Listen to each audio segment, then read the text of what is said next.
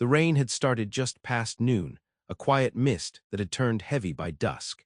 It gathered in the gutters of the old mining town like melted sorrow, soaked the canvas of abandoned tents out by the creek, and darkened the shoulders of a man who hadn't planned on staying long. He rode in from the south, where the juniper gave way to pine and the earth ran red as rust. His horse, a gray roan with mud-caked fetlocks, moved slow and steady through the downpour, ears twitching at every crack of thunder. The man wore a slicker patched at the elbows and a hat that had seen too many seasons. His name was Elias Crow, and he was the kind of man you could pass in a crowd and never remember the shape of his face. Tall, quiet, a little bent at the edge like something once broken and not quite put back right. He wasn't looking for anyone, not really. Still, something kept him riding north through the canyon towns and wind-scoured gulches where folks spoke in hushed tones about lost children, burned barns, and ghosts that slipped between trees at night. He listened but said little. Elias wasn't superstitious, just tired, just waiting for the world to show him what came next. He found her on the edge of town, just as the light fell out of the sky. The inn had long since shuttered its front door, and the mercantile sign hung crooked, squealing in the wind. Only the saloon offered any promise of shelter, a dim square of lamplight behind dusty windows. But it was the alley beside it that caught Elias' eye, a narrow, shadowed cut between buildings where rainwater sluiced down from the eaves in sheets. She was there, curled in on herself like a bird too cold to fly, half hidden beneath the collapsed frame of an old awning. Her dress clung to her legs, the hem torn and stained with mud. Her hair was dark with rain and matted at the crown. One hand gripped a carpetbag that looked heavier than it ought to.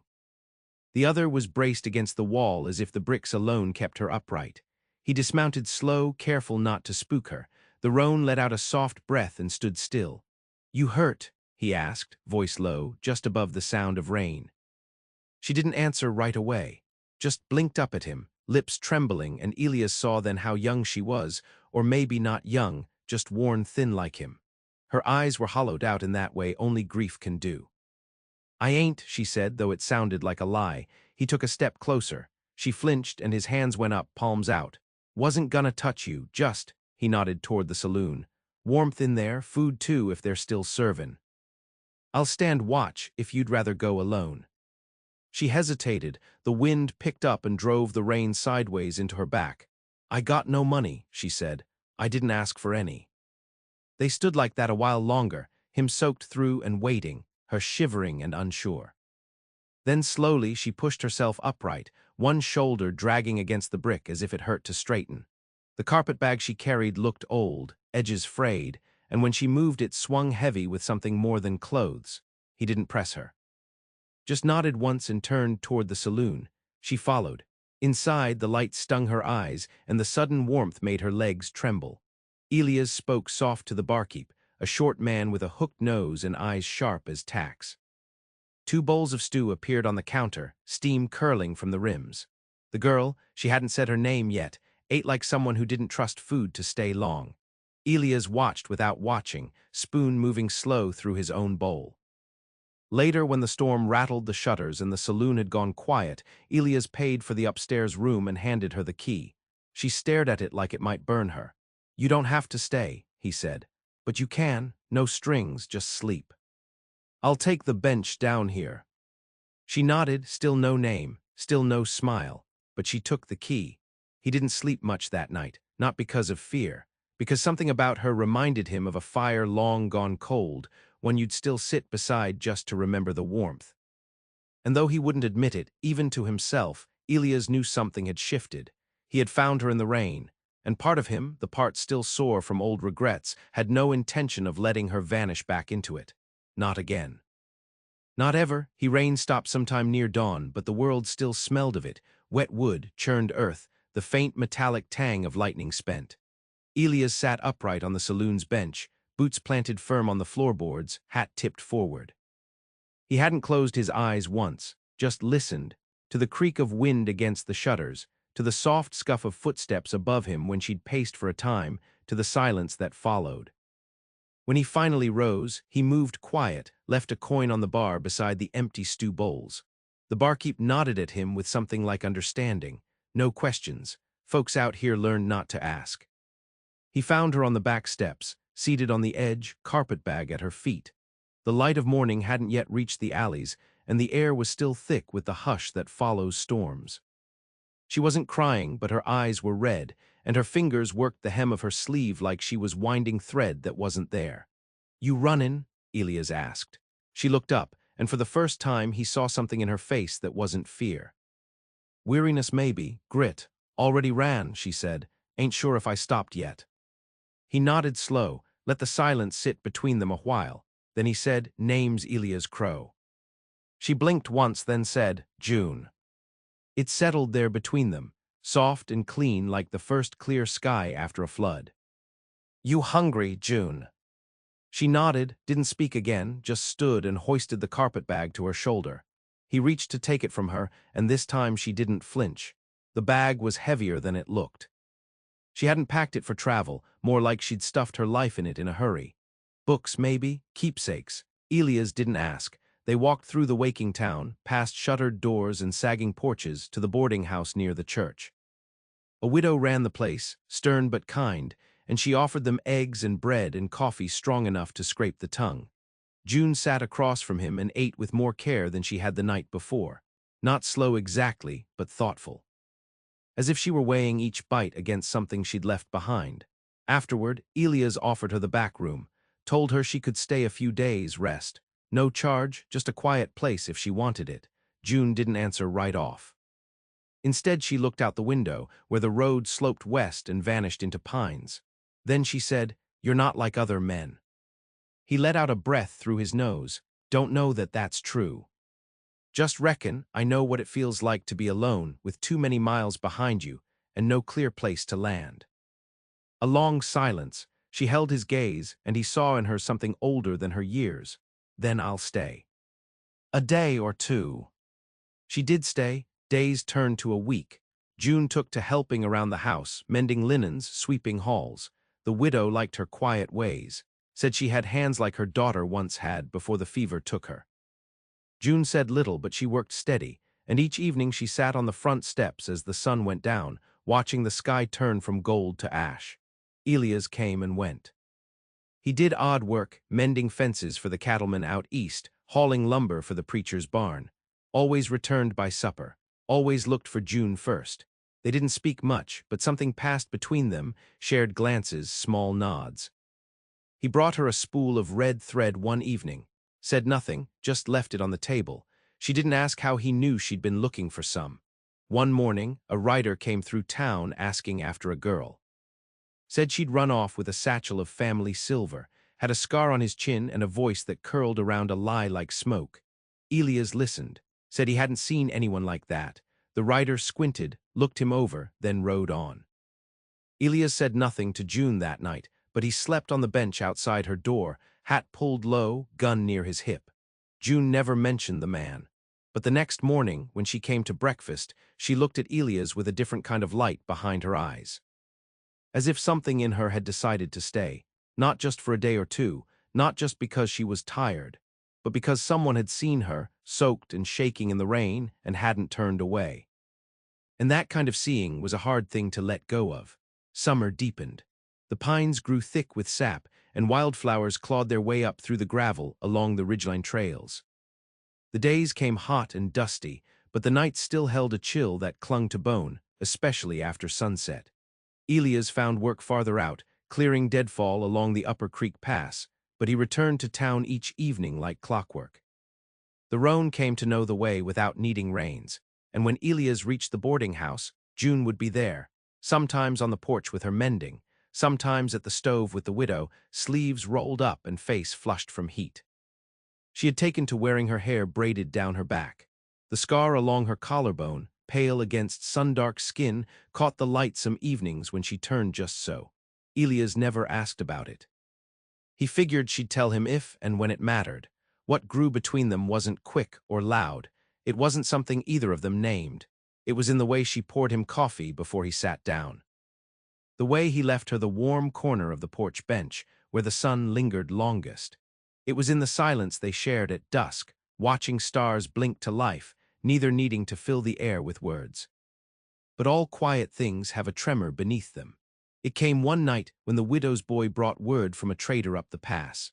Said there'd been another stranger asking after a girl with dark hair and a scar, someone traveling alone.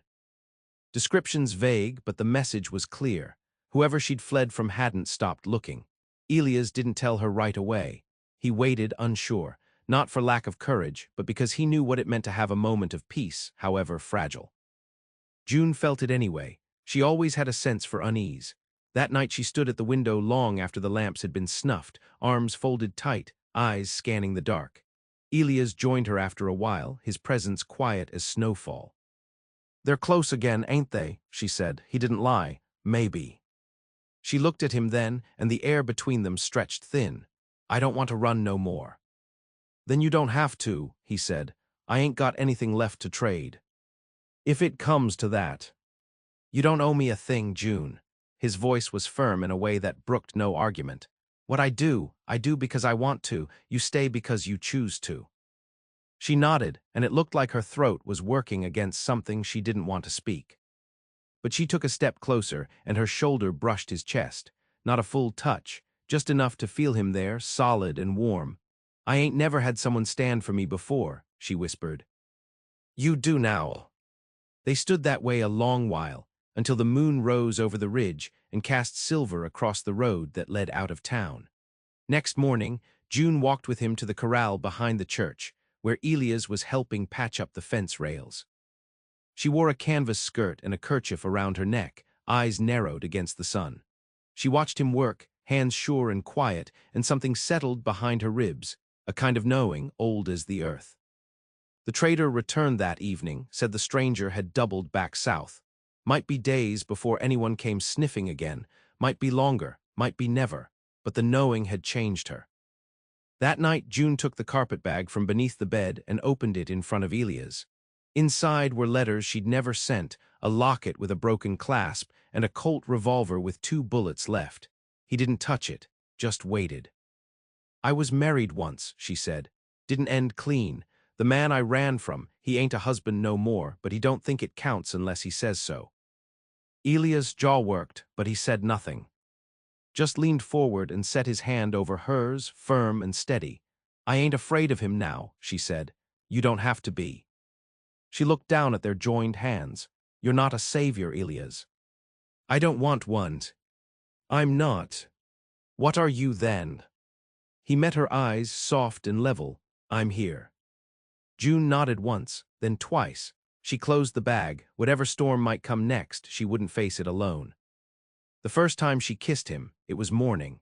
The sun had just broken past the hills, and the boarding house smelled of damp wood and breakfast grease. Elias had come in with kindling on his back, pine needles caught in the fold of his coat. June was pouring coffee. She turned to hand him a mug, and something in her stilled. There was no announcement, no breathless pause. Just the way her hand stopped halfway, how her eyes locked onto his, and then, without prelude, how she stepped close and kissed him once, soft and certain. Elias didn't move at first. Then he leaned into it, as if drawn by gravity more than choice. When they parted, June set the coffee down and said nothing more. Neither did he. That was the nature of what lay between them, quiet, full of understanding too deep for words. A current beneath the skin. Days passed. The harvest neared, and the town buzzed with preparation, burlap sacks heaped with barley, corn piled high on wagons. The preacher's daughter married a ranch hand and left with her veil streaming behind her like a swallow's tail. And one night, under a sky blistered with stars, June walked with Elias beyond the creek and into the trees. The ground was soft from rain the week before, and the air smelled of juniper and moss. She spread a quilt near a ring of stone and lay back with her arms crossed behind her head. "I used to think I'd die before I found quiet," she said, eyes on the sky. Elias sat beside her, one knee bent, hands loose on his leg. "You ain't dead," he said. She smiled faintly. "No. But I did stop looking for quiet." He turned to her. "What changed?" "You." The fire didn't crackle. There was no fire, but he felt the warmth of her words like an ember against the ribs. "I reckon I'd do it all again," she said. "Even the bad parts, if it meant this." Elias reached down and took her hand. The gesture was simple, but it steadied something in her. She turned her face to him. You never did ask what I did before. You'll tell me if you want me to know. I was a schoolteacher. Her voice went soft, like dust caught in sunbeams. Back in Kansas, had a garden and a roof that leaked in spring. What happened? Some men came through town, railroad men mostly. One of them decided he liked the way I said no. Her voice thinned, but her grip in his hand held firm. After that, there weren't much left for me. Folks turned quiet, locked their doors when I passed, said I invited it somehow. Elias looked away for a moment. The anger was quiet but deep. You didn't, he said. I know. But it took me a long while to believe that. They sat in silence after that, the wind threading through the pine tops, the stars wheeling overhead. When they walked back, June slipped her arm through his, not as a gesture of need, as a claim. 2 mornings later, the stranger returned. Not the one from before, a new man, lean and sharp-eyed, with a coat too fine for these parts. He spoke smooth, asked questions in the store and by the blacksmith's forge. Asked about a woman with a scar, said she might be a thief, maybe dangerous. The widow heard and sent word. June didn't flinch when Elias told her. She only nodded and fetched the colt from her carpet bag. You ready? He asked. She looked him square in the face. I was born ready, I just forgot for a while. They didn't wait for the man to find them. They found him. Outside town, just past the ridge where the road forks into shale and scrub, he stood with one boot on a rock, surveying the land like it owed him something. Elias flanked left, silent as shadow. June stepped forward and let her presence announce itself. The man turned, smiled like a man used to getting his way. I remember you, he said. I remember you too, June replied. Your fella here know what you are. Elias stepped up beside her then, said nothing, just looked. The man's smile faltered. I ain't what you think I am anymore, June said, and I ain't running. I could still bring you back. There's a price for you. Not anymore. She raised the colt. The man laughed once, sharp and wrong. You think you're gonna shoot me in front of a witness? Elias spoke at last, calm and cold. I ain't here to witness. I'm here to bury you, if it comes to it.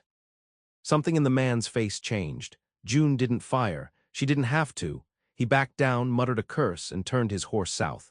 They watched until he vanished into the haze. Then June turned to Elias, her shoulders trembling, not with fear, but with release. And in that moment, Elias knew the truth. He hadn't just found her in the rain. He had stood beside her long enough for her to rise from it, new and unbroken. Autumn crept in like a whisper, slow and certain. The trees along the ridge turned amber, then gold, their leaves loosening one by one in the wind. Mornings carried frost along the fence rails, and wood smoke settled low in the valley, clinging to fields and doorways like an old dog too tired to leave. June started walking with the widow each afternoon, carrying baskets to the church or herbs to the apothecary. Folks began to greet her by name. Children waved. No one spoke of the man who'd left, and no one asked where she'd come from anymore. She stitched new curtains for the boarding house, mended a worn quilt that had hung too long in the front room.